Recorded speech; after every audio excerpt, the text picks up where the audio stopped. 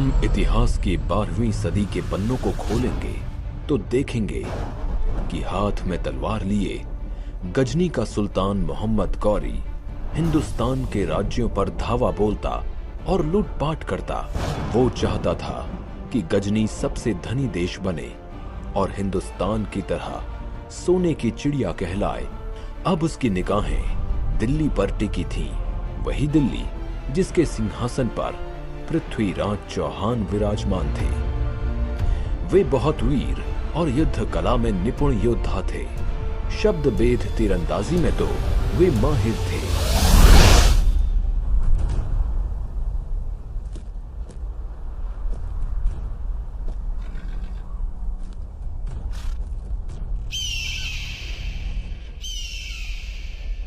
हमने बड़े से बड़े राज्यों को जीता है, लेकिन जितना खजाना दिल्ली में है उतना कहीं और नहीं।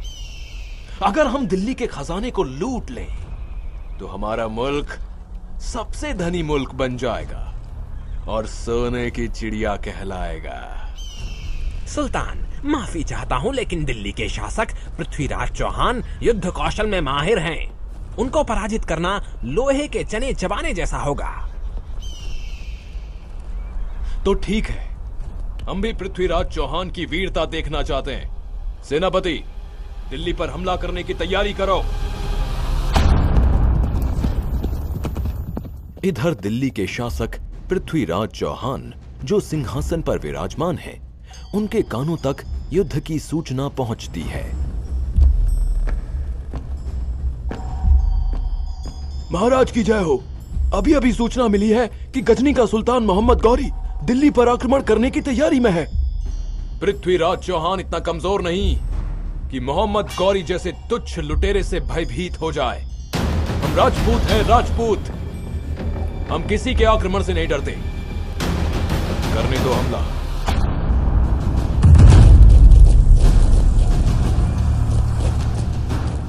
जोश में गौरी दिल्ली पर हमला बोल देता है। पृथ्वीराज चौहान और मोहम्मद गौरी के बीच घमासान युद्ध होता है और इस युद्ध में मोहम्मद गौरी पृथ्वीराज चौहान के हाथों पराजित होता है।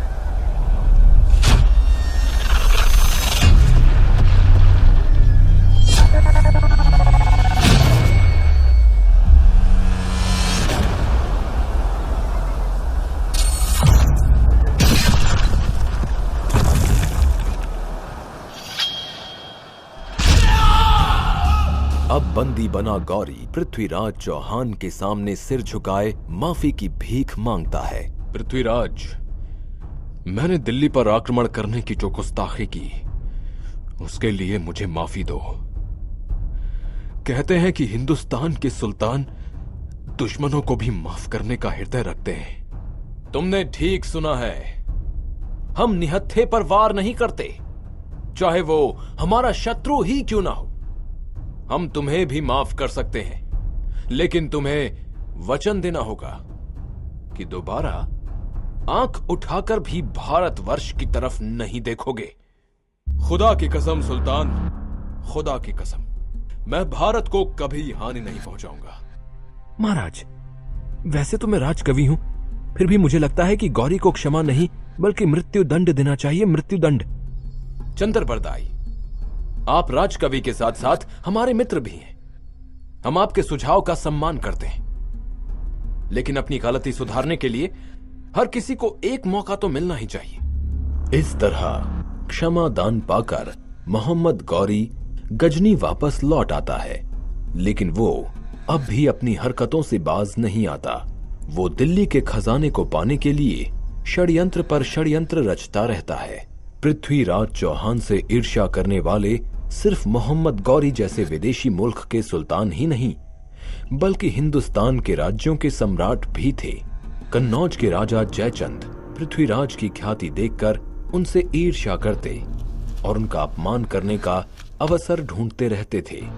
हम चाहते हैं कि हम अपनी पुत्री संयोगिता के स्वयंवर का आयोजन करें। उस स्वयंवर में पृथ्वीराज चौहान को छोड़कर भारत के सभी सम्राटों को निमंत्रण दिया जाए। जब संयोगिता को इस बारे में पता चलता है तो वे अपने पिता के पास जाती है।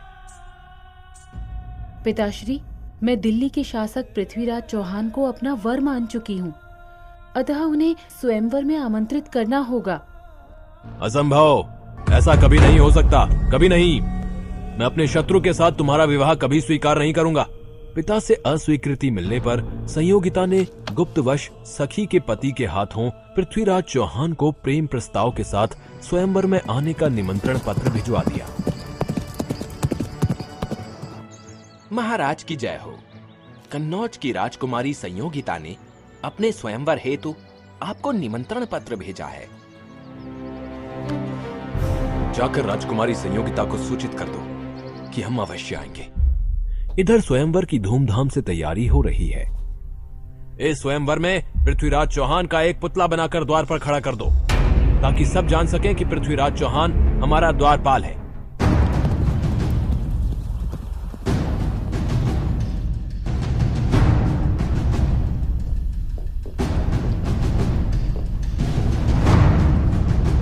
महाराज, अभी अभी सूचना मिली है कि आपके अपमान के उद्देश्य से जयचंद ने आपका पुतला बनवाकर द्वारपाल के रूप में लगवाया है। हम इस अपमान का बदला अवश्य लेंगे। कन्नौज की राजकुमारी संयोगिता के स्वयंवर में हम अवश्य जाएंगे।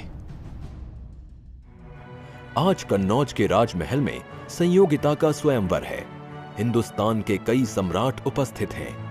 संयोगिता जयमाला के लिए सभी सम्राटों को अस्वीकार कर आगे बढ़ती हैं और पृथ्वीराज चौहान की प्रतिमा को देखकर रुक जाती हैं।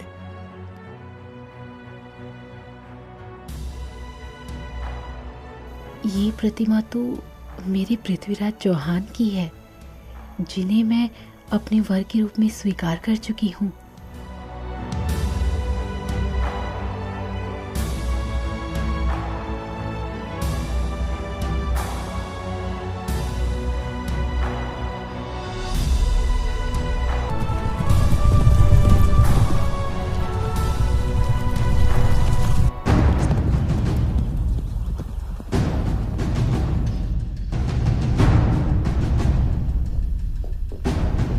संयोगिता ने मेरी प्रतिमा को जयमाला पहनाई, अतः ये मेरी पत्नी हुई।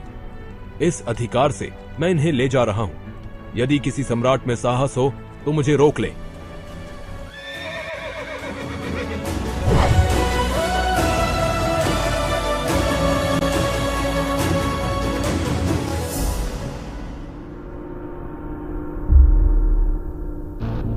पृथ्वीराज चौहान ने भरी सभा में हमारा अपमान करके अच्छा नहीं किया। इस अपमान का बदला हम बड़ी से बड़ी कीमत चुकाकर भी लेंगे। क्षमा करें महाराज, लेकिन हम अकेले पृथ्वीराज चौहान का सामना नहीं कर सकते। एक ऐसा व्यक्ति है जो हमारी सहायता कर सकता है। वो है गजनी का सुल्तान मोहम्मद गौरी। मैं गौरी के साथ संधि कर पृथ्वीराज चौहान को नष्ट कर दूंगा और दिल्ली का शासक बन जाऊंगा। मंत्री जी, शीघ्र ही हमारा संधि का प्रस्ताव गौरी तक पहुंचाइए। संधि प्रस्ताव लेकर जयचंद का दूत गजनी के सुल्तान मोहम्मद गौरी के पास जाता है।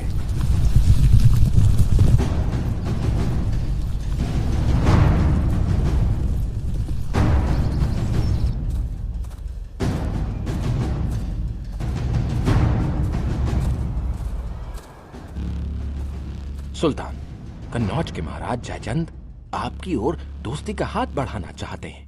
आप पृथ्वीराज चौहान पर आक्रमण करें। हमारी सेना आपके साथ है, सारी दौलत आपकी होगी और दिल्ली का सिंहासन महाराज जयचंद का।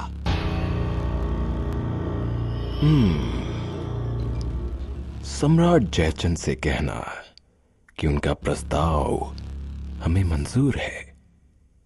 वो दिल्ली कूच की तैयारी करें।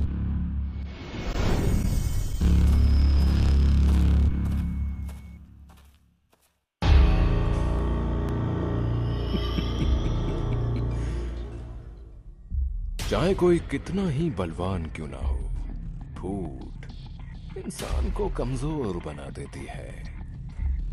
इनकी आपसी फूट का मैं पूरा फायदा उठाऊंगा। पृथ्वीराज को पराजित कर दिल्ली की सारी दौलत मेरी हो जाएगी, मेरी। अब गजनी सोने की चिड़िया कहलाएगा।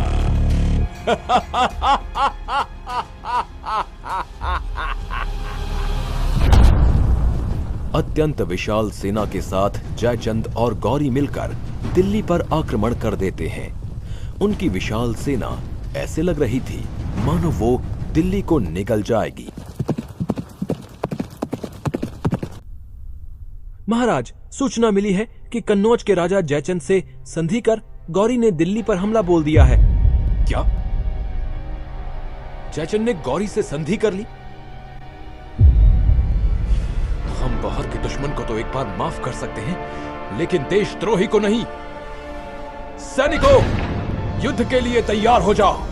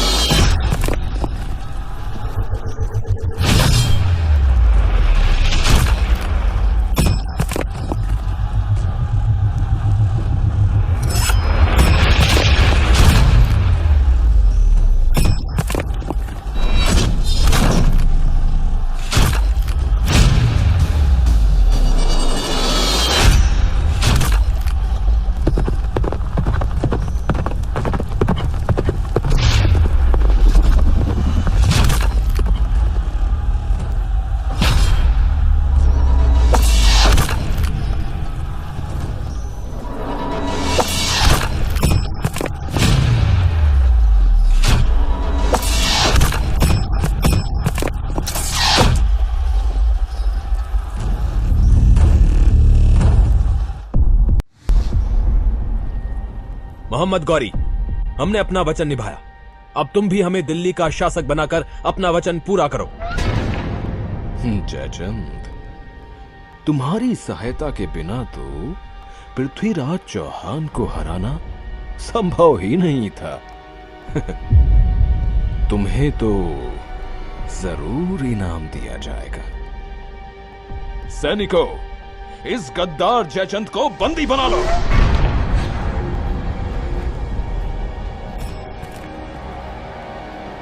गौरी, ये तुम क्या कर रहे हो? तुम्हें यह विजय मेरी वजह से मिली है। तुम इस तरह मुझे धोखा नहीं दे सकते। जयचंद, मुझे यह विजय तुम्हारी आपसी फूट से मिली है, समझे? जो अपने मुल्क से गद्दारी कर सकता है वो हमारे साथ भी गद्दारी करने से पीछे नहीं हटेगा।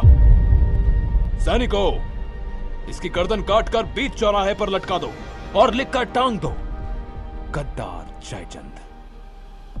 गौरी जयचंद को चौराहे के बीच मरवा देता है और दिल्ली की सारी दौलत हड़प कर पृथ्वीराज को बंदी बनाकर गजनी लौट जाता है।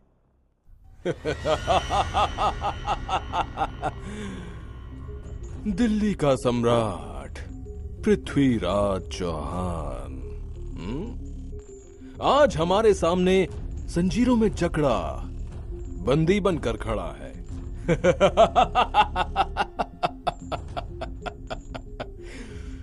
पृथ्वीराज, मैं भी तुम्हें माफ कर सकता हूं यदि तुम मेरे गुलाम बनकर रहो। मैं पृथ्वीराज चौहान हूं। गुलाम बनकर रहने से तो अच्छा है कि मैं मृत्यु को प्राप्त हो जाऊं। दुष्ट, वो बंदी बना खड़ा है फिर भी हमें आंखें दिखाता है। अपनी ये घूरती निगाहों को नीचे कर। गौरी, क्या तू जानता नहीं कि हम एक राजपूत हैं और एक राजपूत की आंखें मौत के बाद ही नीचे होती हैं। सैनिकों, जिन आंखों से ये हमें घूर रहा है उन आंखों को गरम सलाखों से फोड़ दो।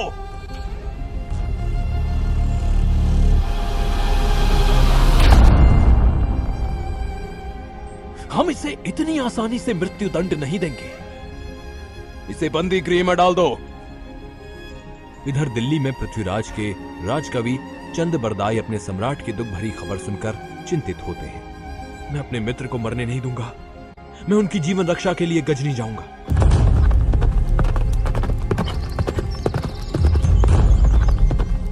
मोहम्मद गौरी, तुमने सम्राट पृथ्वीराज को बंदी बनाकर उनकी आंखें फोड़ दी। क्या तुम भूल गए कि इसी पृथ्वीराज ने तुम्हें 16 बार माफी की भीख दी थी? भीख। सैनिकों, बंदी बनाकर इसे भी इसके मित्र के साथ बंदी गृह में डाल दो।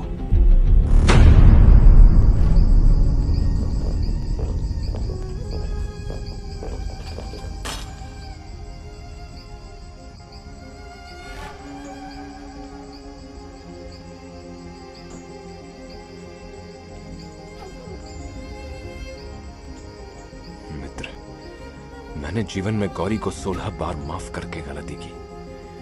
मुझे अभी भी यदि एक अवसर मिल जाए तो मोहम्मद गौरी का वध कर दूं। सुना है सुल्तान तीरंदाजी के खेल का आयोजन करा रहे हैं जिसमें अनेक धनुर्धारी हिस्सा लेंगे। मित्र, सुना आपने? गौरी ने तीरंदाजी खेल का आयोजन किया है जिसमें आप भी हिस्सा लेकर शब्दभेद धनुर्विद्या से गौरी का वध कर सकते हैं। हमें यह अच्छा मौका छोड़ना नहीं चाहिए।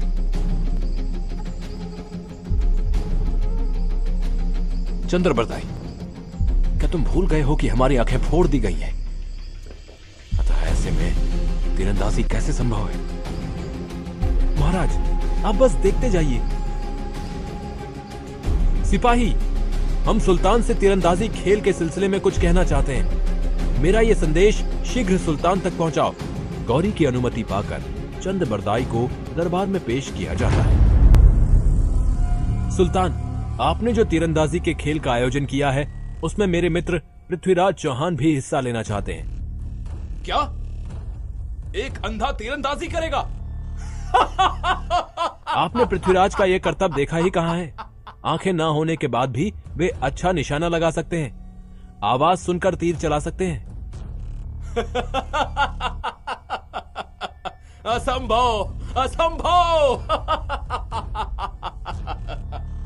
आप अवसर देकर स्वयं देख लीजिए। ठीक है, उसकी मौत से पहले उसका यह हुनर भी देख लेंगे। और यदि पृथ्वीराज चौहान का निशाना चूक गया तो उसके साथ तुम्हें भी मौत की सजा मिलेगी। समझे?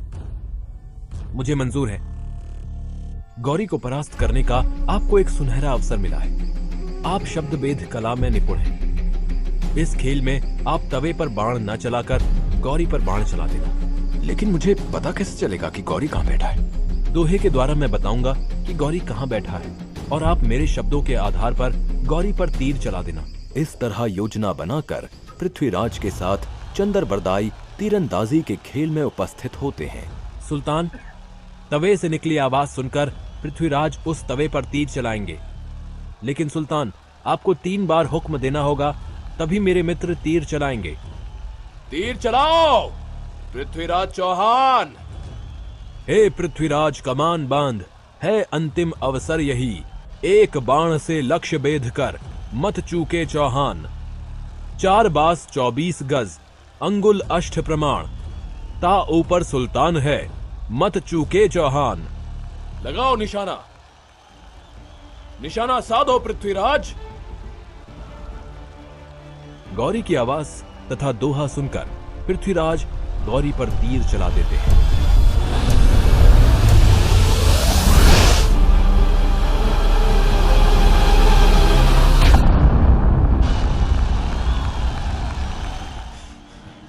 मैंने अपने अपमान का बदला ले लिया चंद्रबरदाई, मैंने अपने अपमान का बदला ले लिया।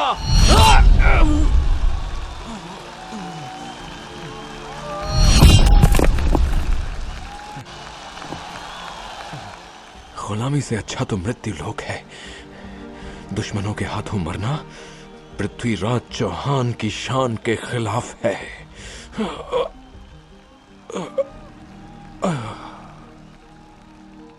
पृथ्वीराज चौहान और चंद्रबरदाई ने योजना बनाई थी कि गौरी को मारने के बाद अपने स्वाभिमान की रक्षा हेतु हम अपने प्राण त्याग देंगे। अतः दोनों ने एक दूसरे का वध कर दिया।